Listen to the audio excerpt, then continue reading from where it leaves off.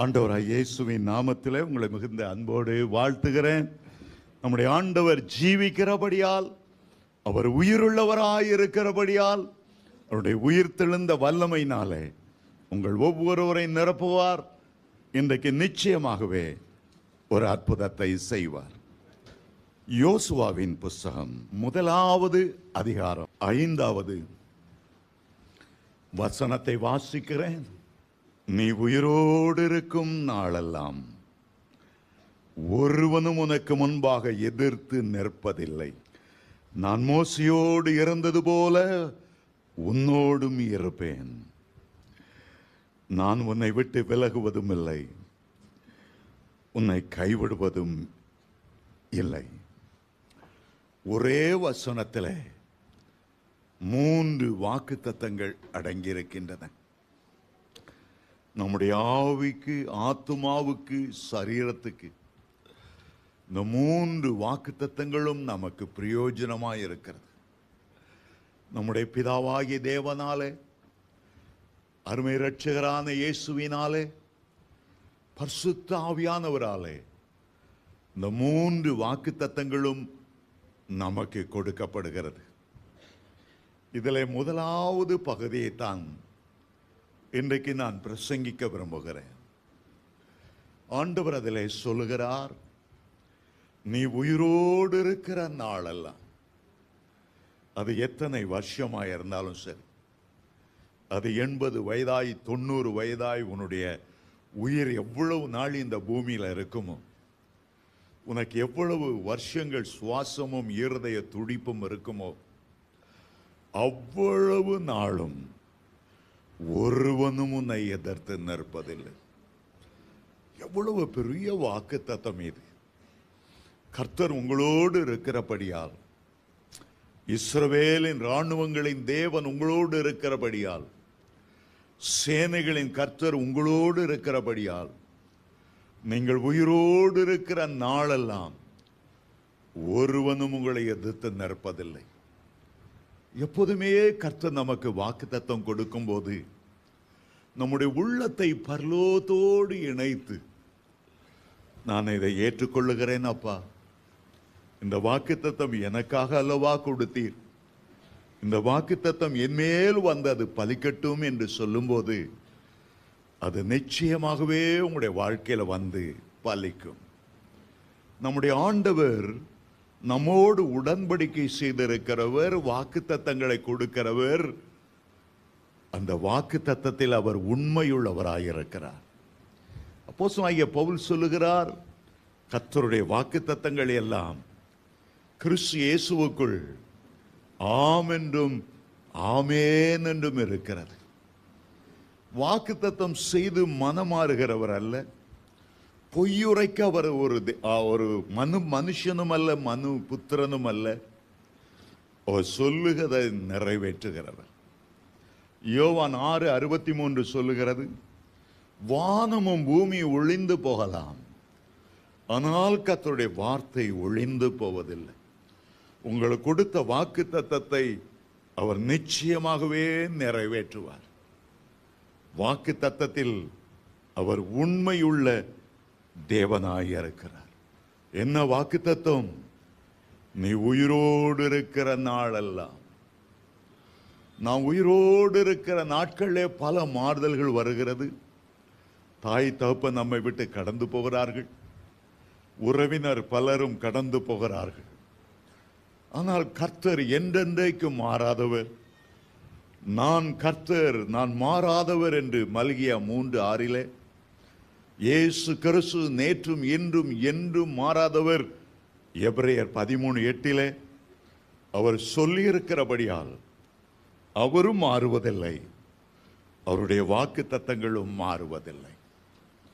உயிரோடு இருக்கிற நாளெல்லாம் என்று யோசுவாவை பார்த்து அன்றைக்கு சொன்னார். யோசுவா உயிரோடு வாழ்ந்த வருஷம் 110 வருடங்கள்.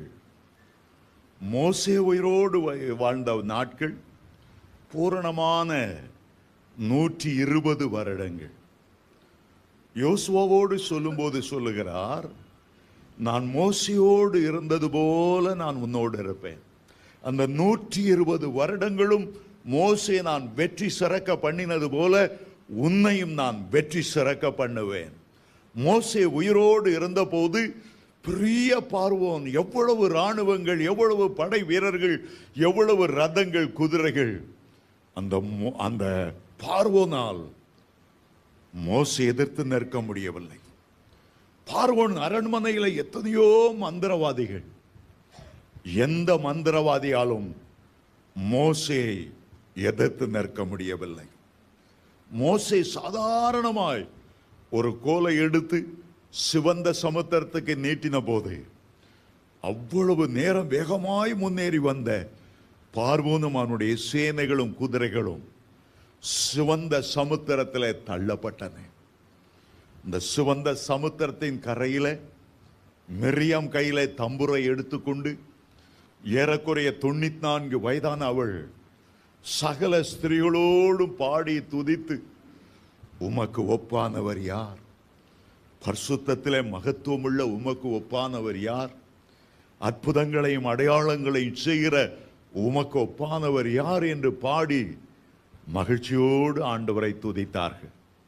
அந்த ஆண்டவர் தான், அந்த கர்த்தர் தான் இன்றைக்கு உங்களுடைய அருகிலே உன்னுடைய கரத்தை பிடித்து, என் மகனே மகளே, உன்னை நான் விலைக்கரையும் செலுத்தி வாங்கியிருக்கிறேன்.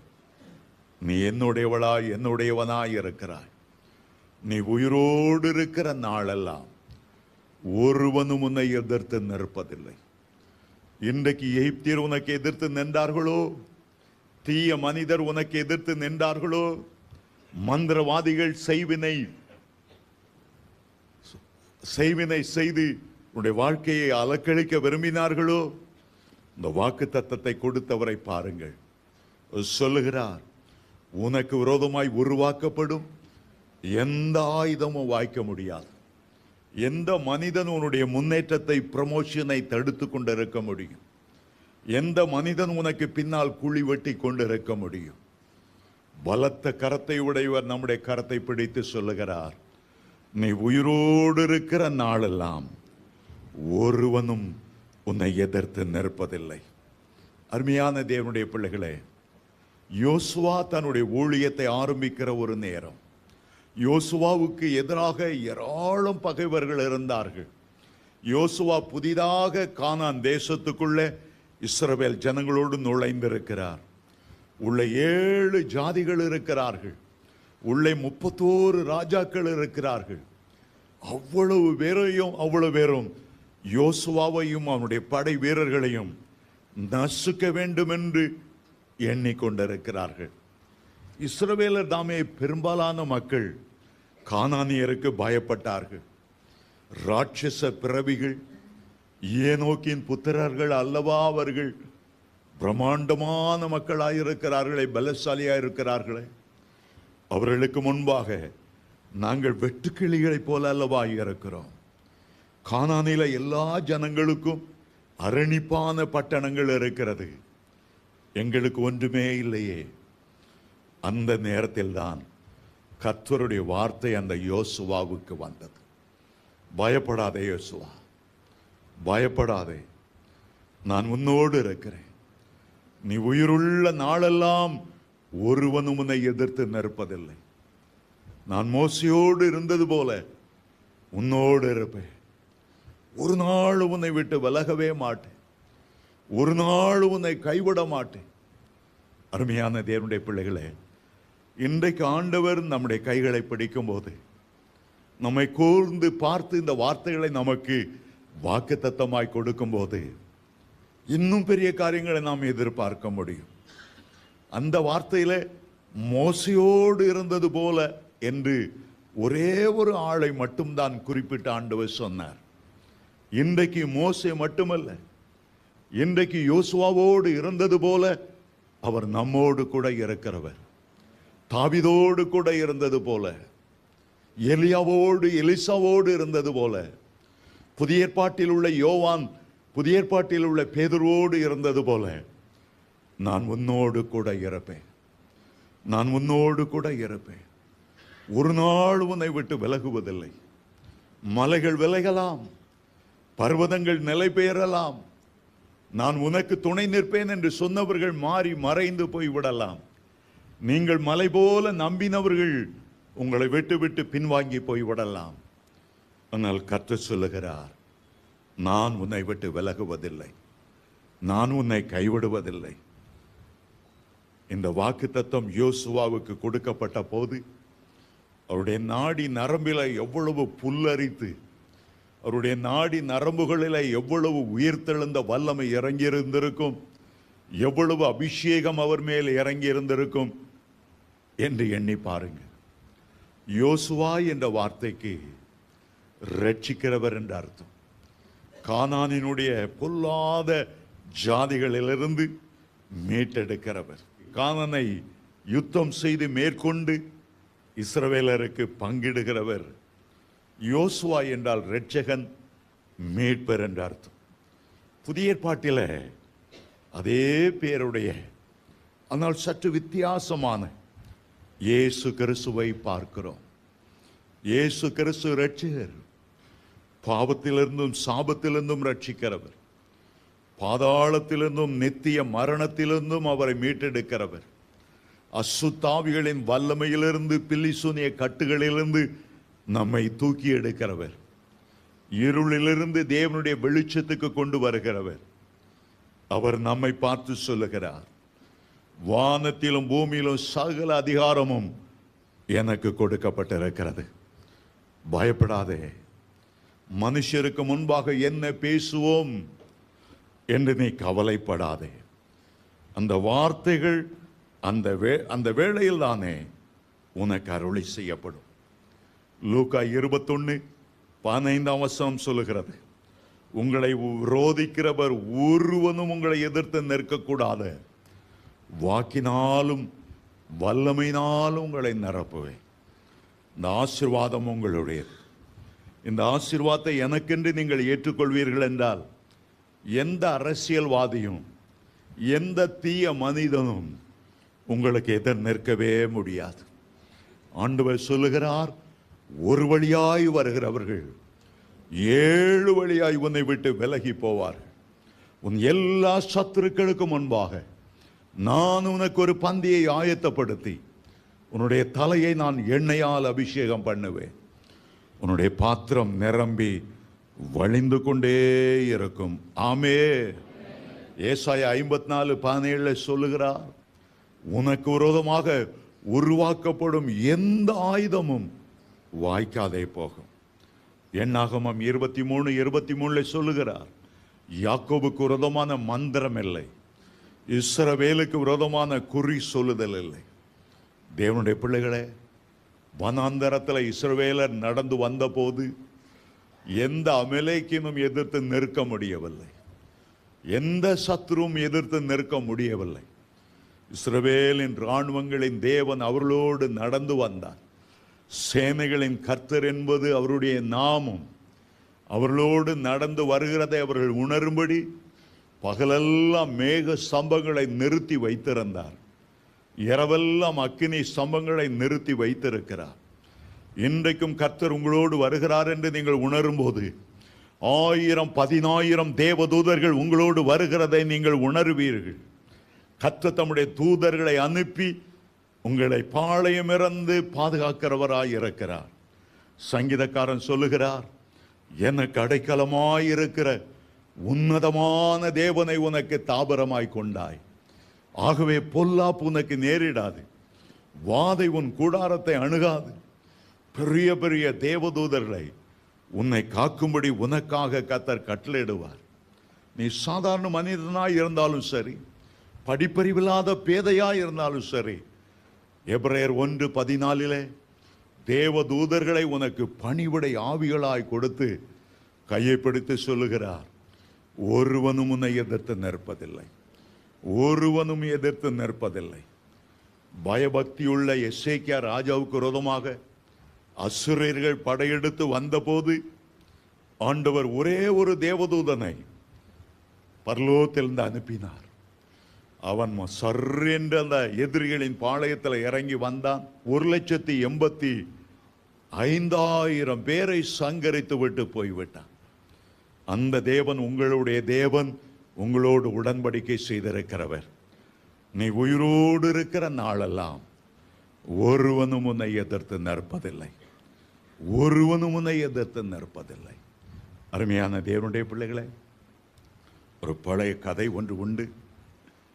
ஒரு கிராமத்தில் உள்ள ஒரு வாலிபன், அவனுக்கு ஒரு ஆசை, உலகத்தில் சிறந்த பலவான்கிட்ட தான் வேலை செய்யணும். ஏதோ ஆஃபீஸில் போய் சும்மா கணக்கெழுதிட்டு இருக்கக்கூடாது, ஏதோ கம்ப்யூட்டர் முன்னால் ஒரு விக்கிரகத்துக்கு முன்னால் உட்கார்ந்துருக்க போல உட்கார்ந்துட்டு இருக்கக்கூடாது. ஒரு பெரிய பலசாலிகிட்ட வேலை செய்யணும். ஆகவே வீட்டில் அப்பா அம்மாட்ட சொல்லிட்டு கட்டி சோறு கட்டித்தாங்க, ரொட்டி கிட்டி காஞ்ச ரொட்டியெல்லாம் கட்டி வைங்க, நான் ஒரு பெரிய பலசாலியை தேடி போக போகிறேன். ஒரு இடத்துல மல்யுத்தம் நடந்தது, குத்துச்சண்டை நடந்தது.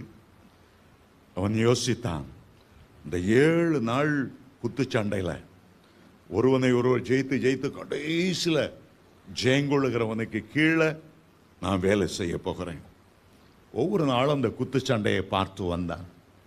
கடைசி நாளில் கடைசியாக ஜெயித்த அவன் காலில் போய் விழுந்தான். ஐயா, உங்களுக்கு சிஷ்யனாக, வேலைக்காரனாக, எடுபடியாளாக என்னை வேலைக்கு சேர்த்து கொள்ளும். அவன் சந்தோஷமாய் சேர்த்து கொண்டான். பல இடங்களில் குத்துச்சண்டை போகும்போதெல்லாம் இவன் கம்பீரமானவனாய் அந்த குத்துச்சண்டை வீரனோடு நடப்பான். ஆனால் ஒரு நாள் இரவு ஒரு மயானத்தின் வழியாய் நடந்தபோது அந்த குத்துச்சண்டை வீரன் நடுங்க ஆரம்பித்தான், பேதியாக ஆரம்பித்தது. அதோ பார், அந்த கொள்ளிவாய் பிசாசு வாயிலிருந்து அக்னியை ஊதிக்கொண்டு சல் சல் என்று சலங்கையினாலே சத்தமிட்டு கொண்டு, ஐயோ பயமா இருக்கிறது, இந்த கொள்ளிவாய் பிசாசு ஒரே அடி அடித்தால் நான் ரத்தம் கக்கி செத்து போவேன். ஒரே ஓட்டமாய் ஓடிவிட்டான். இவன் பார்த்தான், என்னடா இந்த குத்து சண்டைக்காரன் இவன்ட்ட வேலை செய்யறதை விட பேயிட்டே வேலை செய்யலாம். அந்த பிசாசு காலில் விழுந்தான். நீ தான் பெரிய பலசாலி, உன்ட்ட நான் வேலை செய்யணும்னு பிரியப்படுகிறேன். சாசு ரொம்ப சந்தோஷமாய் அவனை ஏற்றுக்கொண்டான். உனக்கு மந்திர தந்திரமெல்லாம் சொல்லி தருகிறேன், செய்வினை சொல்லி தருகிறேன், நான் மக்களை எப்படி பயமுறுத்துகிறேன் பார். ரொம்ப சந்தோஷமாய் அந்த சாசு கூட 2-3 மாதம் வேலை செய்தான். ஒரு நாள் அந்த சாசு ஒரு குடிசை வீட்டு பக்கமாக வரும்போது திடீரென்று நடுங்க ஆரம்பித்தது. ஐயோ ஐயோ மேலெல்லாம் ஏறுகிறதே. பார்த்தான், ஏன் மேலெல்லாம் ஏறுகிறது? இந்த குடிசைக்குள்ள வர்ற சத்தத்தை கேளு அந்த சாசு சொல்லிச்சு. அவன் என்ன சத்தம் வருது? ஒரு பாட்டு சத்தம். என்ன பாட்டு? வல்லமை உண்டு உண்டு அற்புத வல்லமை. இந்த பாட்டுக்கு இந்த பேய் இந்த மாதிரி நடுங்குத. இயேசுவின் இரத்தத்தா, அந்த இரத்தத்தால தான் என் தலைய அந்த இயேசுநாதர் நசுக்குனார். இவன் சுட்டரிச்சு என்ன பாதாளத்தில் தள்ளிடுவான். இவனை விட்டுட்டு ஒரே ஓட்டம் ஓடிட்டு இவன் இந்த குடிசைக்குள்ள போனான். என்னடா, சாத்தானை விட ஒரு பலசாலி இங்க உள்ள இருக்கான்னு யாருன்னு பார்த்தா அவனுக்கு பெரிய ஆச்சரியம். கொத்தவரங்காம் போல ஒல்லியா ஒரு தொடப்பு குச்சி மாதிரி ஒரு ஆசாமி நெடு முழங்கால நின்று, ஒருவேளை ஏலிம் சபை மெம்பரோ இன்னும் தெரியல, உட்கார்ந்து உற்சாகமா பாடி ஆண்டவரை துதித்து கொண்டிருந்தார். நேரம் அவர் காலில் விழுந்துட்டான். அந்த குத்து சண்டை வீரனும் பலசாலி இல்லை, அந்த பேயும் பலசாலி இல்லை, நீ தான் பெரிய பலசாலி, உனக்கு நான் வேலைக்காரனாக இருக்க பிரியப்படுகிறேன்.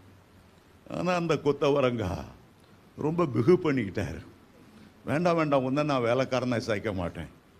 என்னடா இது, பேய் சேர்த்துச்சு, குத்து சண்டை வீரக்காரன் சேர்த்தேன், இவன் என்ன சேர்க்க மாட்டேன்றான் சொன்னா, என்னை விட ஒருவர் மகாபலசாலியாய் பலத்த பராக்கிரமம் உள்ளவராய் வானத்திலும் பூமியிலும் சகல அதிகாரமுடையவராய் ஒருவர் இருக்கிறார். அவர் இயேசு, அவர் இயேசு, அவர் இயேசு.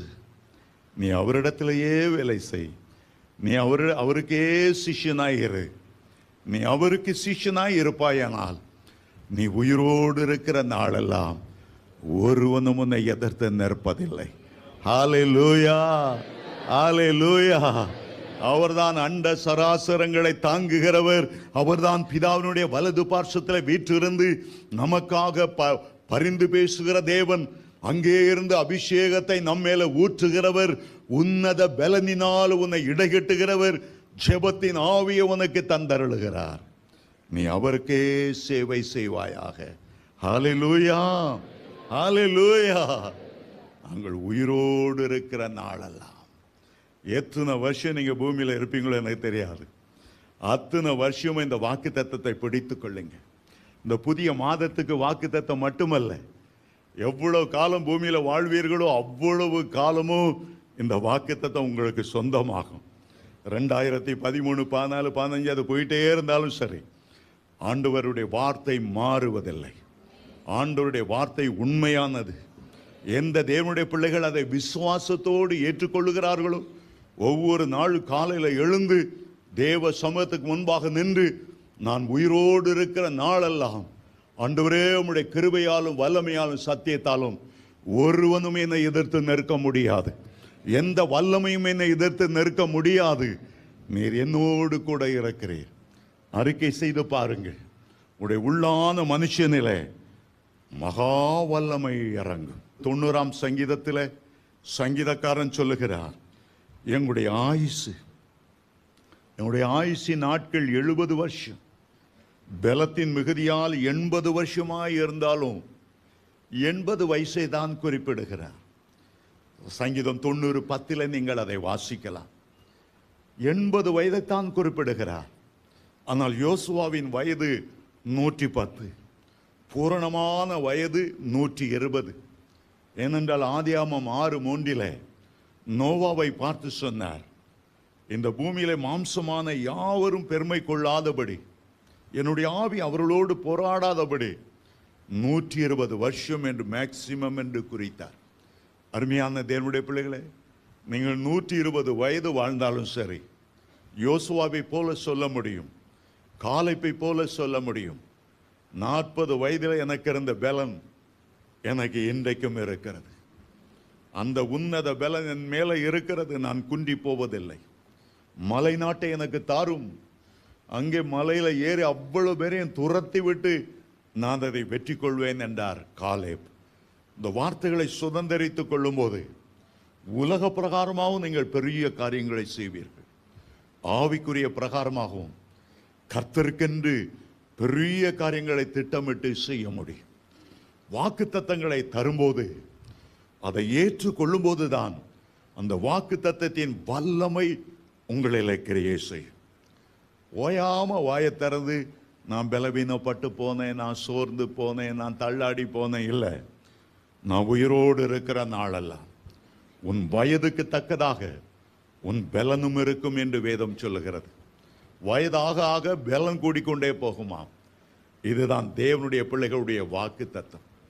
நம்முடைய ஆயுசு எவ்வளவாய் இருந்தாலும் சரி, பலத்தின் மிகுதியால் 80 இருந்தாலும் சரி, ஒருவேளை யாக்கோபு தன்னுடைய நிருபத்தில் 4ஆம் அதிகாரம் 14ஆம் வசனத்தில் எங்களுடைய ஆயுசு கொஞ்ச காலம் தோன்றி மறைந்து போகிற புகை போல இருக்கிறது என்று துக்கத்தோடு சொன்னாலும் சரி, இந்த வார்த்தை உங்களுடைய வாழ்க்கையில் நிறைவேறும். இந்த வார்த்தை உங்களுடைய வாழ்க்கையில் நிறைவேறும். நீ உயிரோடு இருக்கிற நாளெல்லாம் ஒருவனும் உன்னை எதிர்த்து நிற்பதில்லை. இந்தோனேஷியா என்ற இடத்துல நான் ஊழியம் செய்து கொண்டிருந்தேன். பிரசங்கிக்கிற நேரம் வந்தது. திடீரென்று அந்த போதகர் பதறி நேராக என்னை நோக்கி ஓடி வந்தார்.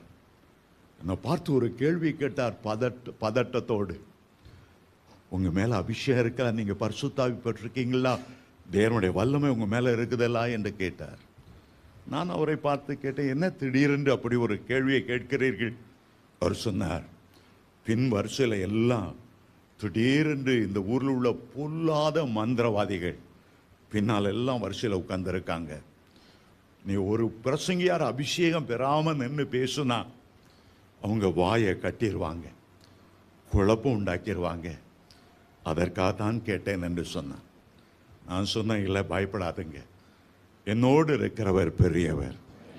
உலகத்தில் இருக்கிற இந்த மந்திரவாதிகளோடு இருக்கிற குட்டி சைத்தான்களை பார்க்கிறோம், என்னோடு இருக்கிறவர், வானத்தை பூமி உண்டாக்கினவர், வானம் அவருக்கு சிங்காசனம், பூமி அவருக்கு பாதபடி, சர்வ வல்லவரை எனக்கு தஞ்சமாய் கொண்டிருக்கிறேன்.